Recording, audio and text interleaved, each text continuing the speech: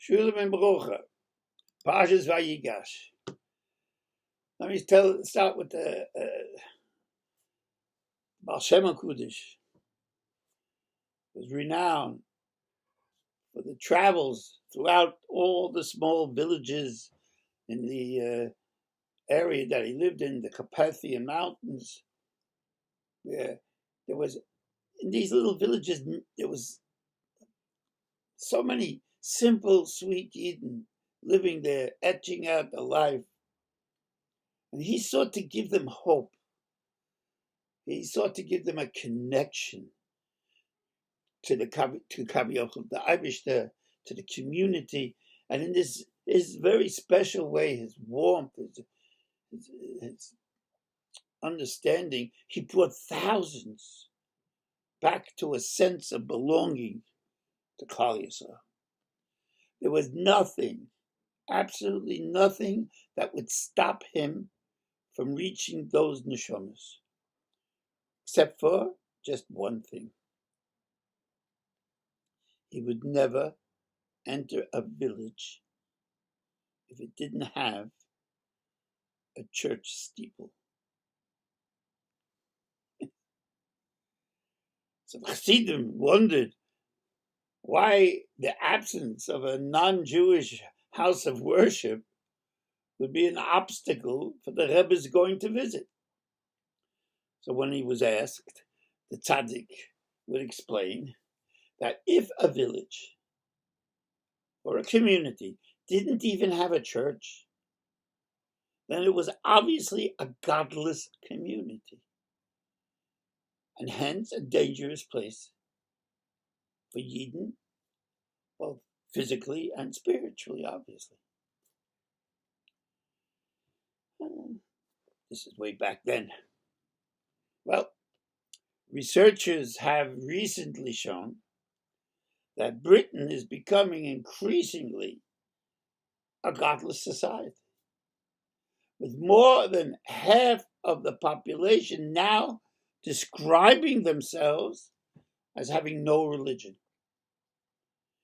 The proportion of non-believers is at the highest record level of 53%, according to the latest data from the National Center of Social Research's British Social Attitude Survey.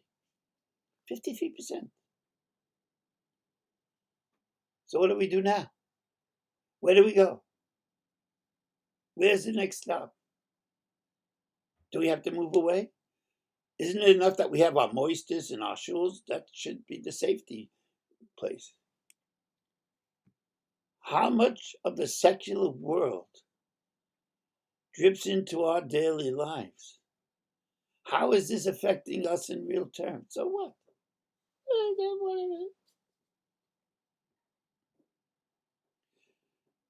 The secular left of society has slowly and militarily encroached on a myriad of levels. Our education is being challenged. Anti-Semitism is on the rise. Issues of our safety are apparent by the guards who stand in front of our schools' gates. In this time of Corona, you would think that the churches would be open, that people would talk of God. There seems to be no other answer. Even in but you don't hear this clamor for spirituality. You don't see it in the papers. You don't see the spokesman getting up and speaking of such matters. The crushing problem of not being able to celebrate the holiday, Christian holiday, this year because of lockdown, doesn't speak much about the spiritual. It's only about being able to come and have a party and visit the neighbors and friends, and it's the social aspect. What happened to going to church? And this is because we're a godless society. Don't talk about these things. So, what do we do?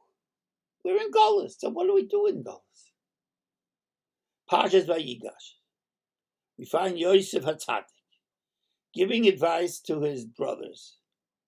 He tells them like this. He says, and it shall be, when Paroi summons you and says, what is your occupation? Then you shall say, your servants have been cattlemen, shepherds, cattlemen, from our youth till now, both we and our forefathers, so that you may settle in the land of Goshen, because every shepherd is an abomination to the Egyptians. That's what the Torah tells us. He says, tell them you're a cattleman, and your parnosa comes from shepherding and being with the, right? Because the Egyptians don't like that. That's to them a lower caste. And we'll settle in Goshen. We'll have a sense of our own space. Says the Chidush Yarim. He sees this as a Mussar lesson for all of us. The Rebbe explains that in every generation there will be those who seek to get closer to the society they find themselves in. We know about that. Assimilation. Before the war, it was the Haskalah. And now it's technology in many ways, and we'll get to that in a moment. They will seek to ape the ways and think that this will make them more acceptable and more worthy in their eyes. However, we're seeing that Yosef was just the opposite. He knew a thing or two about the corrupt society of Egypt. Right? He was the viceroy. He had been running the place. And he knew what kind of corruption there was there. Circumstances had forced him to be there.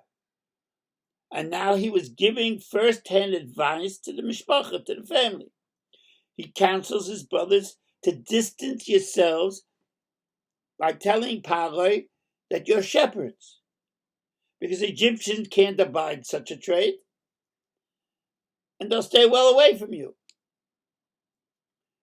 Don't seek to be too close. That's only going to destroy the uniqueness, the kedusha of who you are as a yid. Okay, we can't move to Goshen. The herds won't go with us. In this world of technology, distance is only as far as the phone in your pocket. We have a different goal, it's a different tikkun to fulfill. So what should we do? How can the words of Yosef offer us any guidance? There is nowhere to run. We must therefore create a land of Goshen within our homes and our moistus. Today's world has no borders. We can't just send ourselves off to far places and think that we're going to have safety. Technology invades our every corner. And for good or for bad, that's where it is. I'm on technology with you now. But we have to know how to utilize this for Kedusha and not allow it to become something that destroys. So how do we create an atmosphere of warmth and Torah loyalty? Our homes are more than just four walls. We are being called upon to permeate these walls, this home that we are living with real love for Torah, for Kaviyuchel the Eibishter, for other Jews, for ourselves, for our families. Perhaps this is part of the lockdown. The Eibishter knows what he's doing. That we can come closer together and speak of things we generally don't get a chance to talk about. Values, understanding. The Bnei Menachem, Zeichet Tzaddik Lebuch of Ger, taught that eye and toiv, a good eye, is the entryway to all good midos. The way to have good midos, the way to be a Baal B'tochen, the way to create a warm atmosphere, a good atmosphere, a caring atmosphere for Torah in your home and in your world is through an ayin tov, positive thinking, reaching out, putting yourself in the position where you turn away from any machlokes. You be mavata. You don't need the covered. All these little building blocks are the Lego blocks of a positive atmosphere of Torah. So we have to teach our youngs and ourselves to feel a bond for all our brethren, as Joseph did with his brothers, even though whatever they did, we all know what happened. And yet, he was mavata, he understood, he explained, and he turned away from sinas chinam, away from getting even. Those who are involved with youngsters who are going off the derech, Rachmana litzlan, tell us that a major cause of this calamitous misfortune is the apparent hypocrisy that our kids perceive in the community. We talk the talk, we walk the walk, but our reality sometimes is different. We speak of Hasidus, we speak of the Torah Welt, the yeshivas, and the kids know that it's seething with machlokes, with all kinds of lashon haras, one against the other. So what are you talking about? We are driving them away because children don't understand the hypocrisy. What's this all about? Young eyes take all this in, and they rightfully wonder. So we have to create a Goshen within each of our individual hearts, clean from self-delusion and compromises, and become more aware and be more positive for each other, for our moisters, for the other school that we don't go to the whatever. Stop the talk. Do you not see what's going on around you?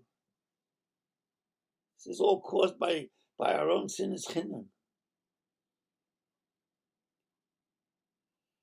Our community. No.